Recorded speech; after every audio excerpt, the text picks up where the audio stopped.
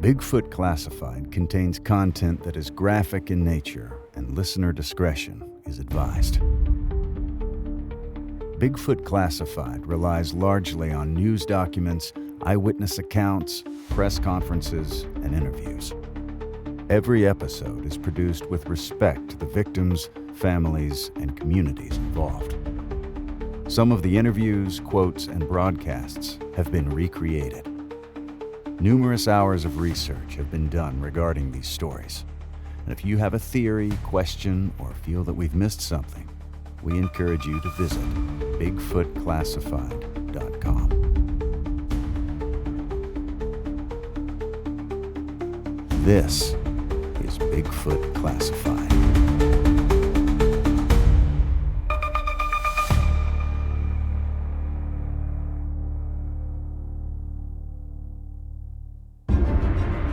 You're listening to Bigfoot Classified, where we dive deep into the untold stories, sightings, and conspiracy theories surrounding one of the world's greatest mysteries. This episode, we've got a story straight from one of our listeners who called in on our Squatch line at 878-SQUATCH. That's 878-778-2824. If you've got a story to share, don't hesitate to give us a call. Now, let's hear what they had to say about their close encounter with the unknown. I'm from Louisiana, and I had seen your post on Facebook, and I just wanted you were asking about the folks who had encounters with Bigfoot or creatures such as, and I just wanted to share my story with you. I finally came out with it. This has happened back in 1975 when I was in the military, stationed at Fort Polk, Louisiana. I had a girlfriend that lived on a farm outside of Camden, Arkansas. It's about a 4.5-hour drive from the post to her farm. And so I'd go out there. I was 19-year-old. I was a 19-year-old soldier back then. Now I'm 67. But anyway, I was there for the weekend. I go up there on weekends. Help her dad go ahead and work on build fence and tend to the cattle and such. I love that kind of thing. Their farm was secluded way out there, about 10, maybe 15 miles outside of Camden, going towards the Falk area. It's kind of maybe about 35 miles from Falk, Arkansas. And anyway, this one particular Friday night, I was there. We just finished supper. Her granny cooked. She was an amazing cook, and we sat down in a den, and we just sat there hunkering down, watching TV. It was about 9:30 that night, and all of a sudden her granny screamed. We jumped up, ran down the hallway, and it was an old wooden, farmhouse, probably about 100 years old or better. And when you walk through it, it cricked and creaked and everything else, old wooden farmhouses are. And I was the first one down the hallway to the kitchen, and where her granny was, and I almost cut a flip over her. She was sitting on her hind end on the floor in the kitchen, pointing at the kitchen window over the sink, and screaming, "I seen it again, I seen it again." And I had no clue what she was talking about. I assumed it was some kind of intruder trying to break in, so her family evidently knew what it was because they'd been around there a few times before. But of course, no one let me in on it. Her dad just said, "Arm up." We did. We got weapons off the racks in the hallway, and we ran out the back door and got out there towards the pasture. And it's a couple miles from the next house. The next farm over, so it's way out there in the middle of nowhere. My girlfriend and her mama stayed inside tending the granny because she was pretty shook up. And we went out back. Her brothers went to the right, and me and her daddy went to the left. And it was a very bright moon that night. I remember it like it was yesterday. When you have a traumatic experience, you remember these kind of things. They just embedded in your mind 50 years later. And I'm retired from law enforcement, so I know how that works when we question people about things from the past. But in any case, as we were coming off the porch, our brothers split to the right and we went to the left, I noticed the cattle. I could see them clear across the pastures. Like I said, it's a very bright moon, so almost like daylight outside. And they were all hunkered up across the pasture. They were cutting up, which was a pretty much big sign that there was some kind of a predator out there. Could have been a coyote, could have been a bobcat, didn't know. What caught my attention, though, pretty much was he had 3 trained blue ticks, hunting dogs, full grown. They were under the porch whining. And that caught my attention because if there was been an intruder, they've been out there cutting up through the woods, chasing them down. They're under the porch whining. That you don't see that with blue ticks. And so that really got me thinking, what were we after here? Because it's a whole lot bigger and badder than some intruders. So I asked our daddy, I said, hey, look, I said, what about the dogs? He said, don't worry about the dogs, just follow me and stick close behind. So I'm thinking, what in the world we were going after? We caught a stench. It was pretty strong, something dead. And then we got about 5 foot from the corner post. We had just built this fence a couple months earlier, and it was a dividing fence. It divided the pasture from a 50-acre swamp because their farm was about 250 acres. And the swamp was pretty boggy. He didn't want his cattle getting into it. So we built that fence at a 4-foot cattle panel, about a stretch of barbed wire, over about 5 foot high.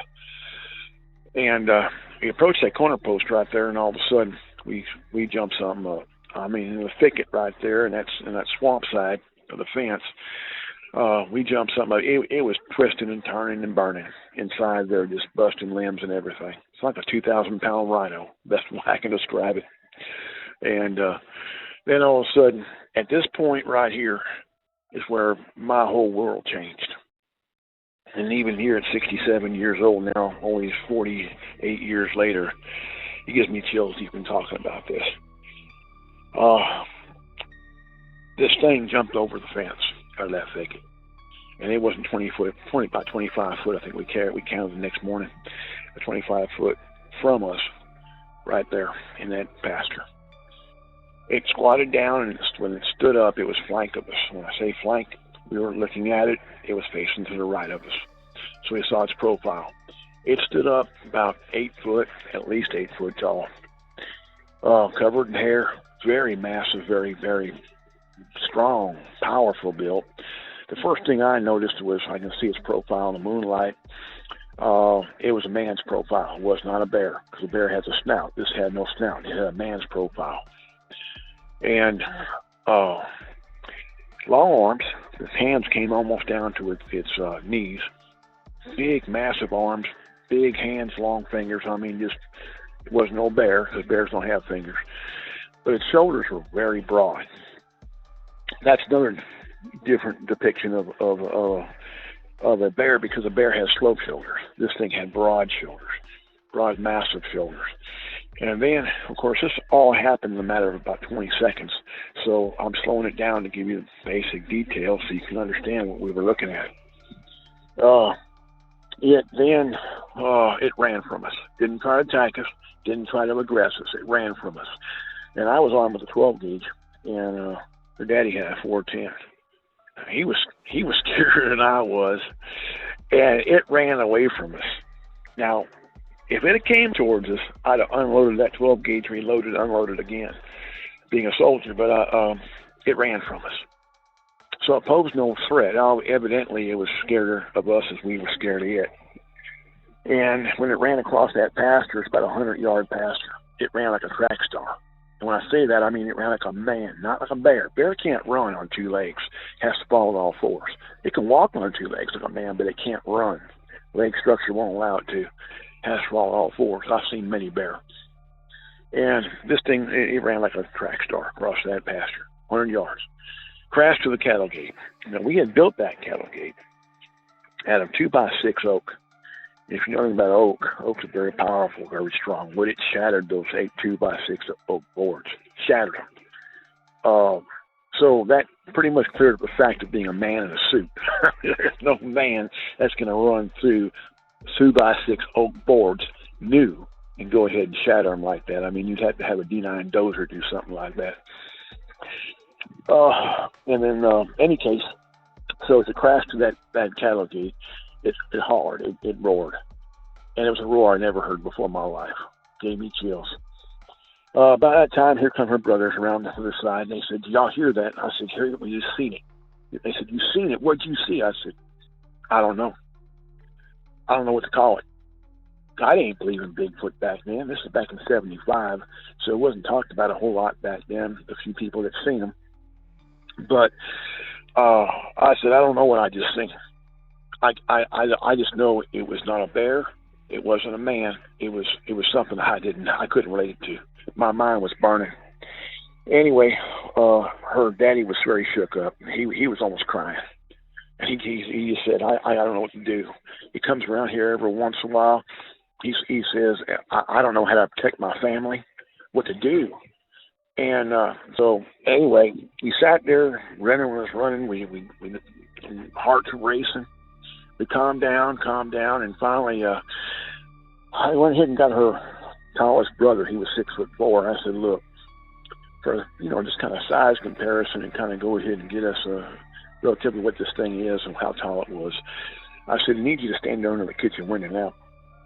The house is on pilings because it was far from the river, so evidently it flooded out every once in a while, so the house was jacked up on pilings. So he was 6'4", raised his hand up as high as he could. Fingertips probably hitting about 7 foot, maybe 7 foot 3 inches, something like that. And he can barely touch the bottom rim of that kitchen window, which put in perspective that it had to have been at least 8 foot taller tower to look in at Granny in that window. So at that point in time, we went ahead, then we went in the house. Granny was calmed down by then. We got inside there, and we were still shook up, but calmed down. And I asked Granny, I said, look, ma'am, I said, we did not see its face. We saw its profile. It was flank of us. But you've seen its face looking in the window. She says, yes, I have, a few different times. And this is a 70-year-old woman. And, I mean, strong Pentecostal gal. I mean, just, very straightforward, very nice, very sweet. But she said, yes, I've seen his face a few times looking in the window. And I said, would you mind describing it to me? And she said, sure. It was like a huge man's face, but it was no man. It had very rough skin, had hair around its face, but not on its face, so that makes sense. And it had huge, big, red glowing eyes. And, of course, to her, as being a Pentecostal and such like that, her belief and everything, relating it to a demon or devil. But she said it never tried to break in the house. She said she didn't sense any evil off it, even though it had red eyes. It didn't seem like it was evil or wanting to attack her or wanting to break in the house. And it never destroyed anything on that property except for that night breaking through that cattle gate. So I guess because it did that, because of the fact we shocked it as much as it shocked us. So we stayed up at night drinking coffee. No one slept. Everyone was too shook up. Next morning, we just went out there and pulled a recon. And went back to the point of origin with it jumped the fence originally from the swamp into the pasture. Found the prints, and we measured them. My feet are 10 inches, my shoes, and I can put pretty much heel to toe in one print. My toes hanging over, so we pretty much calculated about 17 inches. Those prints were, so pretty big. Across the pasture, went to of course, where it crashed to the cattle gate. We didn't find any hair on the original barbed wire where it jumped the fence. It cleared that 5-foot fence. The cattle gate, we found blood and hair. Now, of course, this was back in '75, long before computers, long before cell phones was out. So no one had a camera. We didn't have, camera phones and such. We had no phones at all. So, as far as cells go. But in any case, so I wish we had thought about grabbing some hair or whatever, thinking 20 years in the future, but, whatever, but we didn't. But in any case, we noticed, as we looked at and examined everything where that cattle gate was, it crushed just split the cattle gate pieces, shattered it. The force of that thing going through there pulled the corner post over. The corner post was made of a cut-down telephone pole. That's something about 5 foot deep in the ground. It didn't break it, but it pulled it over and laid it down. To do that requires a tremendous amount of force. It also, about 20 foot, the other side of the cattle gate was a squeeze chute. Squeeze chute basically is where you put your cattle runs in through there, squeeze them down, hold them in place so you can tag them or clip their horns, what have you. It bent that all up. Again, tremendous amount of force. They didn't want to contact law enforcement. They didn't want to contact anyone to do with game wardens and such. They didn't want the word getting out because they did a lot of all their vegetables and stuff they grew. They went ahead and sold over in town.